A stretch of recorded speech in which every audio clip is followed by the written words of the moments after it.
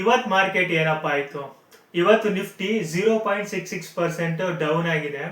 Reason ನೋಡೋದಾದ್ರೆ U S ಮತ್ತೆ Iran war ಇಂದ ಕ್ರೂಡ್ ಆಯಿಲ್ ಪ್ರೈಸಸ್ ಬಂದು 3% ಹೆಚ್ಚಾಗಿದೆ. $85 per ಬ್ಯಾರಲ್ ಆಗಿರೋದ್ರಿಂದ 0.66% ಡೌನ್ ಆಗಿದೆ ನೆಗೆಟಿವ್ ಸೆಂಟಿಮೆಂಟ್ ಇಂದ.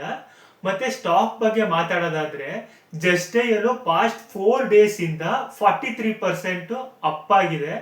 ಏಕೆ ಅಂತಂದ್ರೆ ಅದರದ್ದು ರೆವಿನ್ಯೂ ಆಕ್ಚುಲಿ ಜಾಸ್ತಿ ಆಗಿದೆ, ಸಿಇಒ ಮತ್ತೆ ಚೇಂಜ್ ಆಗಿದ್ದಾರೆ. ಇನ್ನೊಂದು ಸ್ಟಾಕ್ ನೋಡೋದಾದ್ರೆ ಇದೇ ತರ ಕಲ್ಯಾಣ್ ಜ್ಯುವೆಲ್ಲರ್ಸ್ ನೋಡ್ಬೋದು. ಪಾಸ್ಟ್ 5 days ಇಂದ 52% ಆಕ್ಚುಲಿ ಜಾಸ್ತಿ ಆಗಿದೆ. ಅದರದ್ದು ಕೂಡ ಸೇಮ್ ಸ್ಟೋರ್ ಸೇಲ್ಸ್ ಜಾಸ್ತಿ ಆಗಿದೆ, ಮತ್ತೆ ರೆವಿನ್ಯೂ ಕೂಡ ಡಬಲ್ ಡಿಜಿಟ್ ಆಗಿರೋದ್ರಿಂದ ಸೊ ಅದು ಕೂಡ 52% ಜಾಸ್ತಿ ಆಗಿದೆ ಪಾಸ್ಟ್ 5 days ಇಂದ. ಮತ್ತೆ ನೆಗೆಟಿವ್ ನ್ಯೂಸ್ ನೋಡೋದಾದ್ರೆ HCL 4% ಡೌನ್ ಆಗಿದೆ. ರೀಸನ್ ನೋಡೋದಾದ್ರೆ ಅದರದ್ದು ಕ್ವಾರ್ಟರ್ಲಿ ರಿಸಲ್ಟ್ ಆಕ್ಚುಲಿ ಬೀಟ್ ಆಗಿದೆ. ಕ್ವಾರ್ಟರ್ಲಿ ರಿಸಲ್ಟ್ ಚೆನ್ನಾಗಿ ಬಂದಿದೆ ಮಾರ್ಕೆಟ್ ಎಕ್ಸ್ಪೆಕ್ಟ್ ಮಾಡೋದಕ್ಕಿಂತ. ಬಟ್ ಅದು 3600 crores ಡೇಟಾ ಸೆಂಟರ್ ಅಲ್ಲಿ ಆಕ್ಚುಲಿ ಇನ್ವೆಸ್ಟ್ ಮಾಡೋದಕ್ಕೆ ಗೈಡ್ ಮಾಡಿದೆ.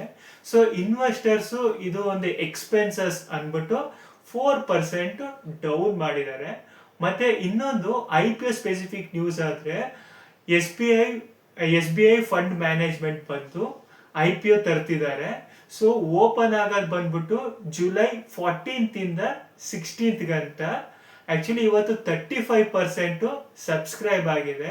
ಪ್ರೈಸ್ ರೇಂಜ್ ಬಂದ್ಬಿಟ್ಟು 545 ಇಂದ 574 ಗಂಟನೂ ಪ್ರೈಸ್ ಬ್ಯಾಂಡ್ ಇದೆ. ಇದು ಲಿಸ್ಟಿಂಗ್ ಡೇ ಬಂದ್ಬಿಟ್ಟು 21st of July ಇರುತ್ತೆ.